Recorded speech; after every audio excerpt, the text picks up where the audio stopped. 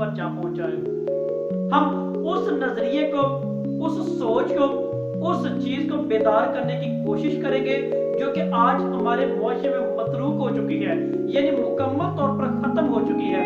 हम अगर तारीख के औराक उठाएं, तारीख में इस चीज का मुतालिया करें, तो हमें इस बात की नहायत ही तस्दीक मिलती है उस कौम की भी, उस मुआशरे की, उस तहजीब और तमद्दुन की, कि किस तरह उन्होंने कामयाबी हासिल की है, किस तरह उन्होंने कामयाबी का जो सफर तय किया है और किस तरह कामयाबी की मनाज़िल तय की है। और आज भी तहजीब और तमद्दुन तारीख इस बात की गवाह है, आज हमारे मुआशरे के अंदर वो चीज खत्म हो चुकी है और किस बिना पे ये तारीख इस बात की हमेशा गवाही देती है।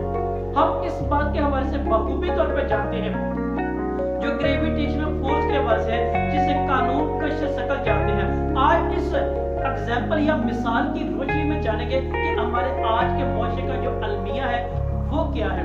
हम आज अपने मुआशरे के अलमिया पर नजर करेंगे, इसको देखेंगे ये किस हवाले से आज ये खत्म हो चुका है, या वो चीज इस मुआशरे से क्यों खत्म और किस लिहाज से हो चुकी है। नाज़रीन सामीन, आप ये जानते हैं कि एक सेब गिरा था और कानून कश शकल वजूद में आ गया था, यानी जिसे अंग्रेजी में ग्रेविटेशनल फोर्स कहते हैं, कि जिसको हम जानते हैं कि जमीन हर चीज को अपनी तरफ खींचती है, इसके अंदर एक खास कशिश है, ताकत है, पावर है, फोर्स है, उसको ग्रेविटेशनल फोर्स या कानून कश शकल के नाम से भी जानते और पहचानते हैं। तो लिहाजा हमें इस बात की तस्दीक होती है कि एक सेब गिरा और कानून कश शकल वजूद में आ गया।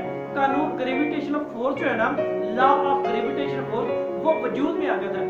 मगर अफसोस, सद अफसोस कि हजारों लाखों इंसान गिर रहे हैं, मर रहे हैं, मगर इंसानियत आज तक वजूद में ना आ सकी। ये इंतहाई सवालिया जवाब, ये इंतहाई सवालिया निशान मेरे और आपके पर लगा हुआ है। इसे सोचिएगा, समझिएगा और इस पर अमल भी कीजिएगा।